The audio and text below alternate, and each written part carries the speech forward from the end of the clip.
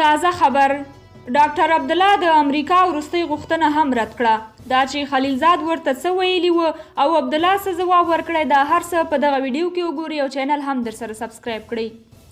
سبا د ولسمشر غني د لوړې مراسم ترسره کیږي چې هغې سره هم مهاله ډاکټر عبدالله هم د لوړې مراسمو ترسره کولو چمتووالی نیولی د تیرې یوې اونۍ راهیسې زلمی خلیلزاد په دې هڅه کې دی چې تر څو عبدالله د لوړې مراسمو ترسره کولو نه په شا کړي